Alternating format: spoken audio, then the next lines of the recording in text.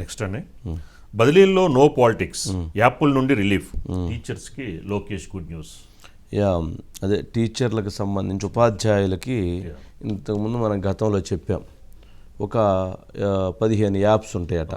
ఆ 15 యాప్స్లో వాళ్ళే బాత్రూమ్ ఫోటోలు తీసి క్లీనింగ్ ఉన్నాయా లేవా, లేకపోతే వాళ్ళు ఎన్ని గంటలకు వచ్చారు మళ్ళీ యాప్ ఇచ్చేయటం, స్టూడెంట్స్ ఏం చేశారు అనేది ఇది చేయటం, మళ్ళీ దాంట్లో మార్క్స్ అప్లోడ్ చేయటం, రోజు స్టూడెంట్స్ అటెండెన్స్ లిస్ట్ని అప్లోడ్ చేయటం, గోడకి పెయింట్ ఉందా లేదా, క్లాస్ రూమ్ సరిగ్గా చిమ్మారా లేదా, వంట సరిగ్గా వండారా లేదా, ఇట్లాంటి పనికి మాలిన పనులు పిచ్చి పనులు అన్నీ పెట్టారు. అసలు స్కూలు విద్యార్థులకు పాఠాలు చెప్పాల్సింది పక్కకు పోయి ఇది పెట్టి చేయించిన దాని మీదట మొత్తానికి వాళ్ళ లోకేష్ గారు రివ్యూ చేసి పూర్తిగా వాటన్నిటినీ వద్దు తీసేయండి, ఏదైతే మస్ట్గా అవసరం ఉండిద్దో దాన్ని మాత్రమే ఉంచండి, ఉపాధ్యాయులకి కంఫర్ట్ని కల్పించండి, వాళ్ళు విద్యార్థులకి పాఠాలు చెప్పే విధంగా వాళ్ళని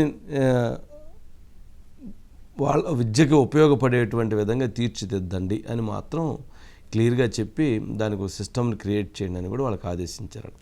బాగానే ఉంది. లోకేష్ గారికి మన సలహా ఏంటంటే, విద్యార్థుల భవిష్యత్తు గురించి, ఉపాధ్యాయుల కష్టసుఖాల గురించి లోకేష్ గారు కష్టపడటం అనేటువంటిది చాలా బాగుంది.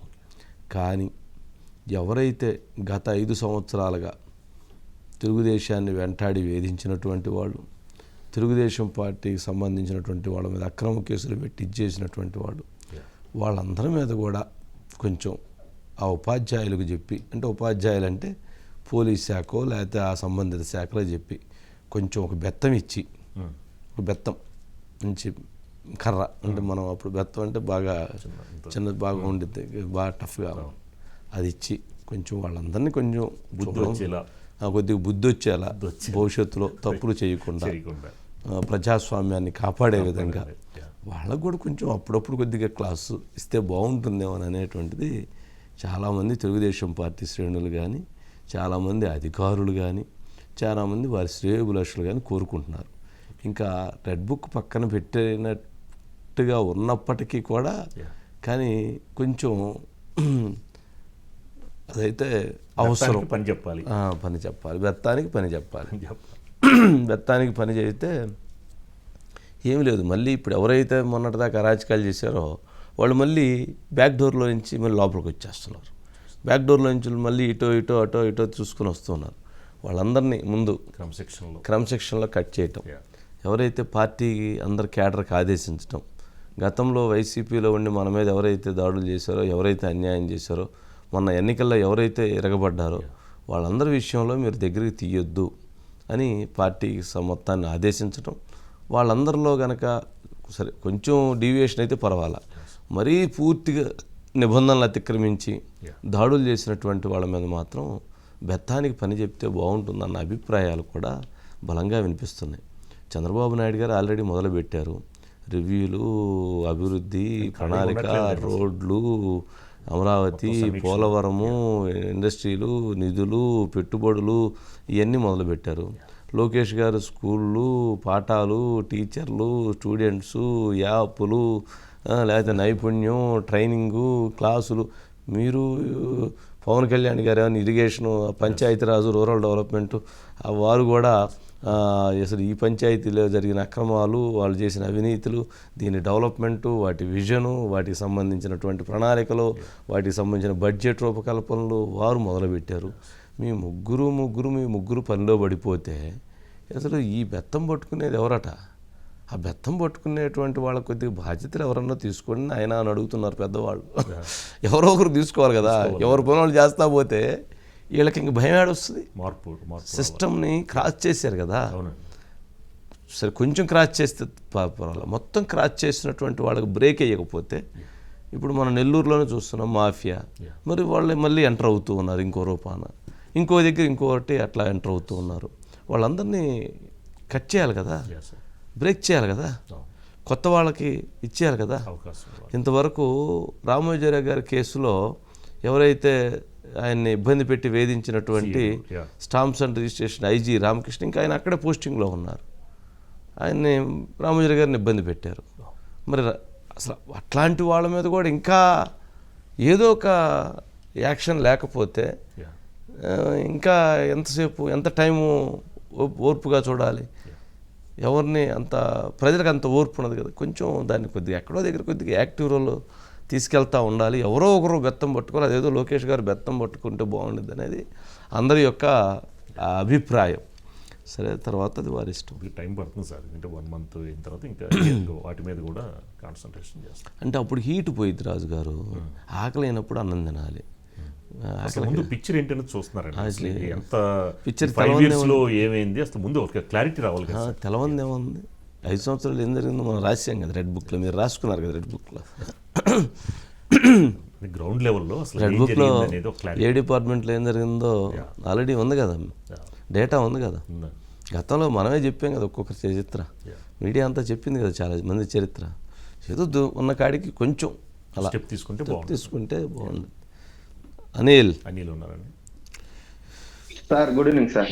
ఏంటి మొత్తానికి బదిలీల్లో no politics, no recommendations, no apps, only students and teachers, only vision classes. ఏంటి మొత్తానికి పనిలో పడ్డారు, అందరూ పనిలో పడ్డారు, అంతేనా? అంతే సార్. గడిచిన 20 రోజుల నుంచి చూస్తుంటే పరిణామాలు పరిపాలనా వ్యవహారాల్లో బిజీ అయ్యారు. పార్టీ వ్యవహారాల్లో కొంత స్పీడ్ తగ్గిందా అనే విధంగా పరిస్థితులు కనిపిస్తున్నాయి.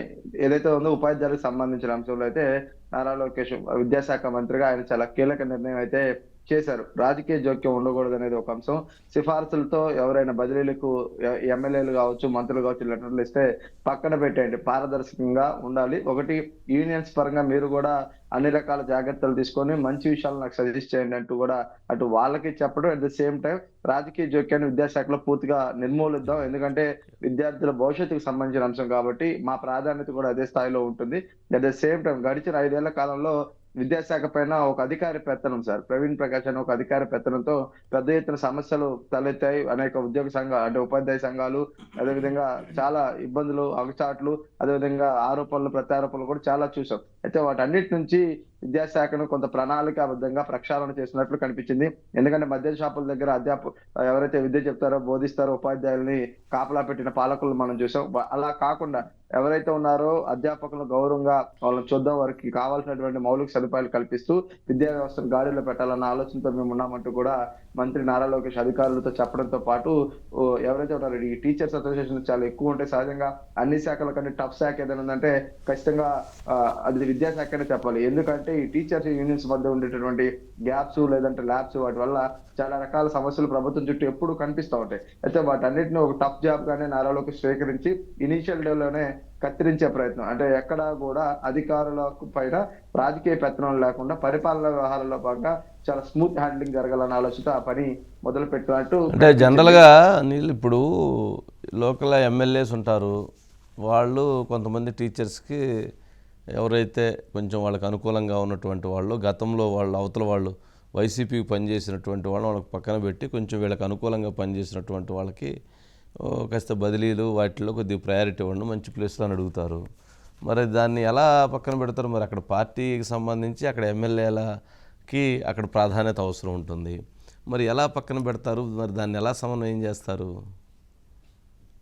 ఖచ్చితంగా సార్. అంటే రూల్ కి విరుద్ధంగా జరిగే ప్రక్రియ అనేది వద్దు అనేది. ఎందుకంటే ఒకటి, ఎవరైతే ఉన్నాయో ఉద్యోగ సంఘాల్లో ఉన్నటువంటి ఉపాధ్యాయ సంఘాలు అనేక ఉన్నాయి. వీళ్ళందరూ ఒక కాదు, ఈ బదిలీలలో ఉపాధ్యాయ సంఘాలే లెటర్లు ఎత్తుకొని వస్తారు కదా, ఉపాధ్యాయ సంఘాలే ముందు లెటర్లు ఎత్తుకొని వస్తారు, అట్లాగే తర్వాత ఎమ్మెల్యే లెటర్లు ఎత్తుకొని వస్తారు. మరి ఇదొక ప్రక్రియ. సరే, అదొకటి. ఇటీవల మరి చాలామంది బదిలీల కోసం డబ్బులు కట్టారు కదా బొత్స సత్యనారాయణ గారి నాయకత్వంలో, మరి అది ఎక్కడి వరకు వచ్చిందా? ఎంక్వైరీ ఏమైంది? వాటికి సంబంధించిన అధికారులు ఎవరినన్నా ఇంతవరకు